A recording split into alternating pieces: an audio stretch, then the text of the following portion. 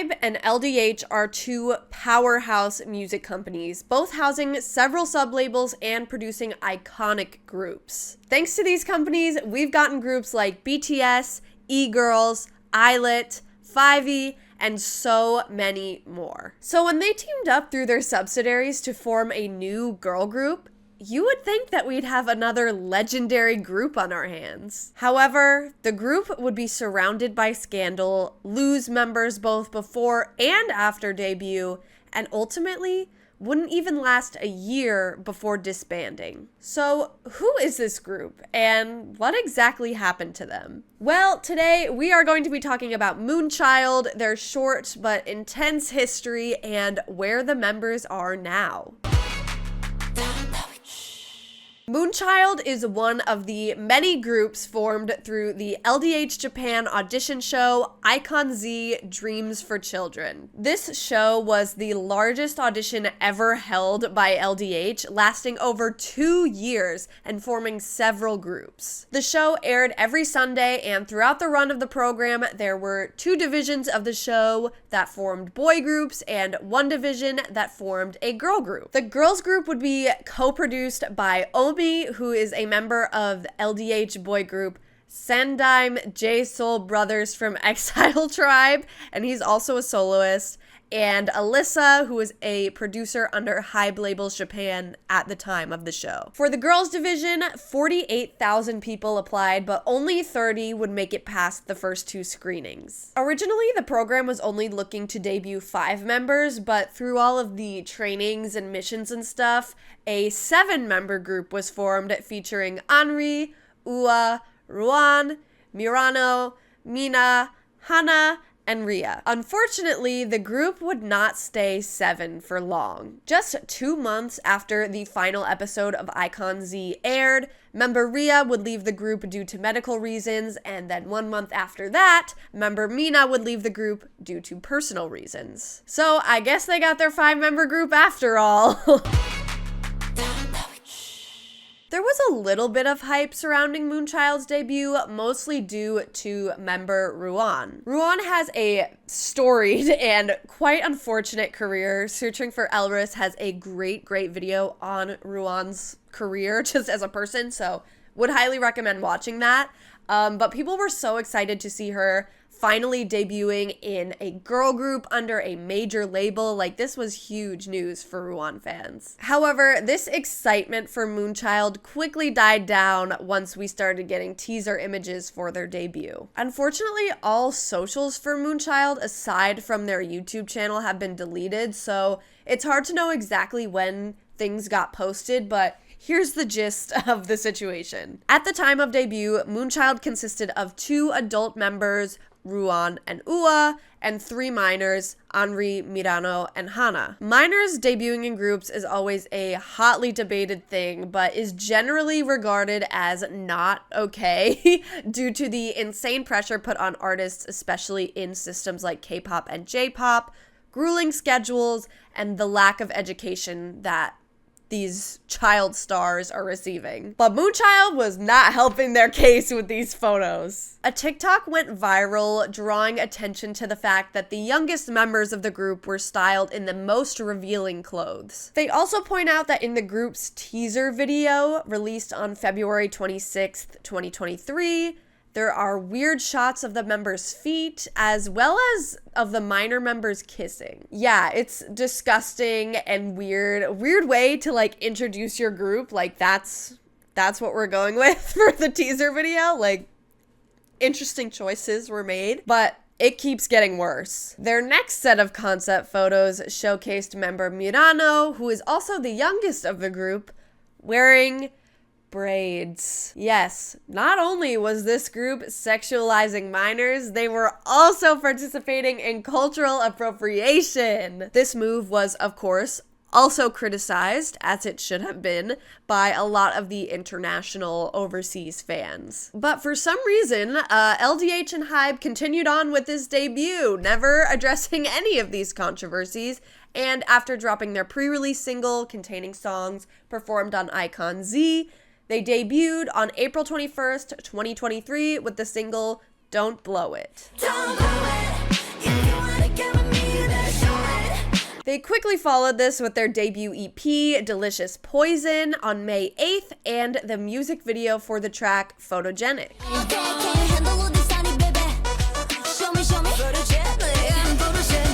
From what I can find, it seems like the EP received middling to negative reviews, and most of the positive comments I can find are in Japanese. It looks like between the weird content involving minors to all of the cultural appropriation claims, which there was more of in the Don't Blow It music video, they put Ruan in braids as well. Really great stuff there. But just because of all of that, it was pretty clear that the international fan base was not on board with Moonchild. Additionally, they were like barely marketed after their debut. Like, they did get a debut showcase and did some magazine covers and performances here and there, but aside from that and posting on socials, that's basically it. Which, by the way, that marketing stuff is entirely on LDH.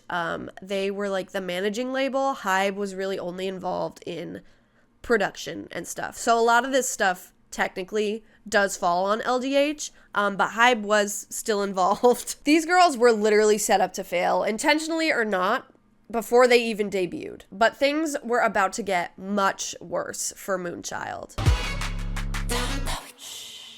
Earlier, I mentioned Ruan's popularity, and through everything, that was one sentiment that never really wavered. People were even commenting hashtag free Ruan on their content because they loved her so much and they wanted her away from this train wreck of a group. Now, also, remember earlier that I mentioned Ruan had an unfortunate career pre-Moonchild filled with bad luck and horrible partnerships?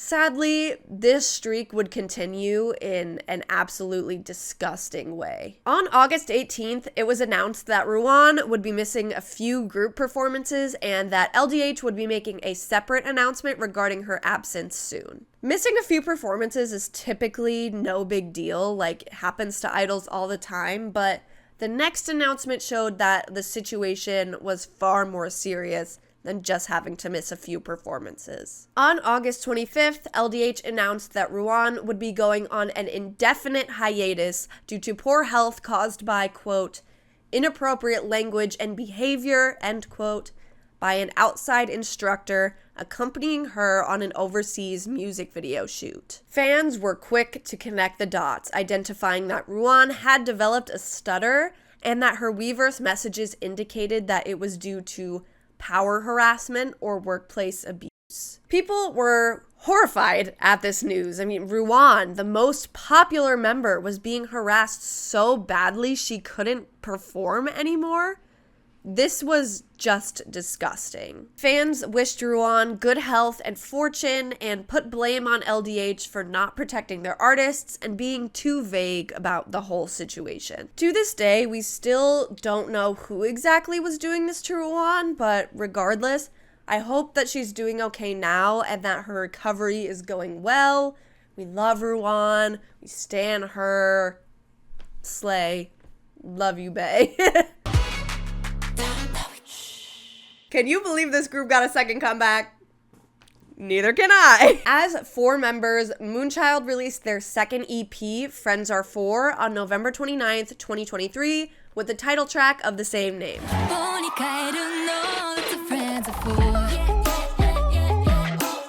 This track was also used as the ending theme for the anime The 7 Deadly Sins, 4 Nights of the Apocalypse. 4 days before the EP released, though, member Hana would also go on hiatus due to poor health, leaving the group with only 3 members for the entirety of these promotions. Speaking of, promotions were, once again, bare bones with just a Billboard article and a few performances, plus a performance video for the B-side, Warning.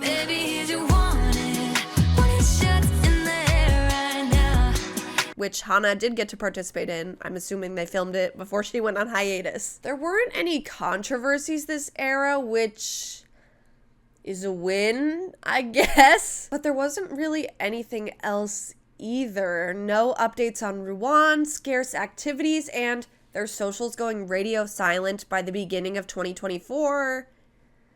It wasn't looking good. And then we got the announcement that we pretty much knew was coming.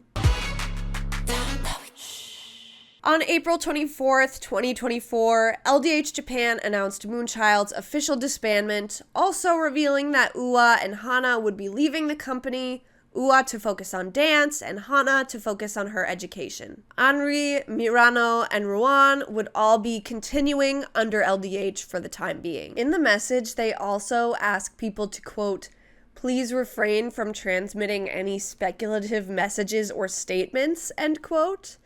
Which I think is so shady and weird. Like, what are you hiding behind closed doors, LDH? What's going on? But anyways, I do think that Moonchild's downfall is really sad because all of the members were clearly so talented. I don't think their music was exactly following the trends of the time. Like, it was very early ITZY coded, but you could tell that they were strong singers, dancers, and rappers with huge potential to make it big. Unfortunately for them, their companies, especially LDH, exploited them, threw them into the middle of controversy, and barely promoted them at all. Another hugely promising group ruined by companies with no idea on how to make them succeed.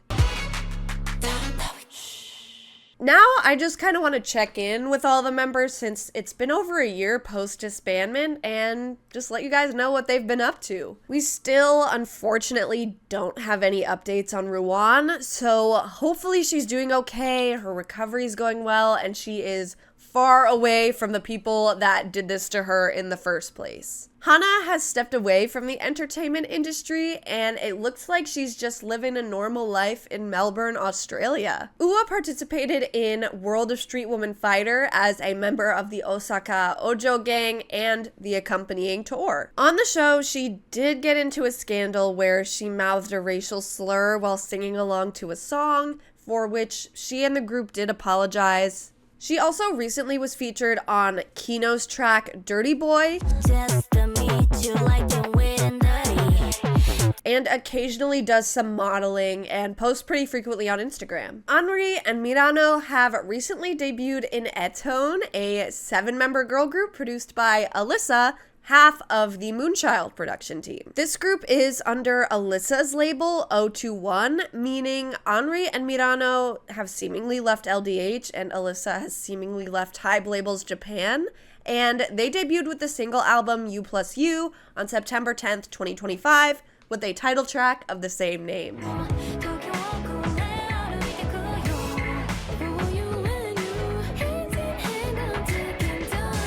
I think it's a really cute debut. The concept is definitely way less weird than Moonchild's, and I think it's worth checking out. Hopefully this group is less chaotic for Anri and Mirano than Moonchild was. And that is the short but sad history of Moonchild, a group plagued by controversy and incompetent management. It's always disappointing to see a group fade faster than they should have due to factors outside of the members' control, but I am glad to see that the members have moved on and that several are blazing new, brighter paths in entertainment for themselves. The story of Moonchild should serve as a lesson to any entertainment company.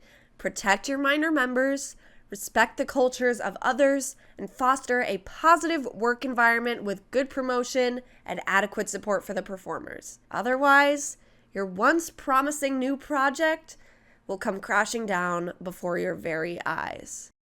And that is going to be it for this video, guys. Thank you guys so much for watching. Apologies for how I sound in this video. I was just recently pretty sick, and my voice is still kind of recovering from that, so if I sound weird in this one, that is why. But I didn't want to leave you all hanging, so I wanted to at least try to get this out. So we're here, we're doing it. I'm going to keep this outro short because my voice is out the door right now. So if you guys enjoyed this video, please give it some hype points, give it a like, subscribe if you want to see more content from me, content like this. It's a fun time over here on this channel, and yeah, that pretty much does it for me, and I will see you guys in the next one. See you later.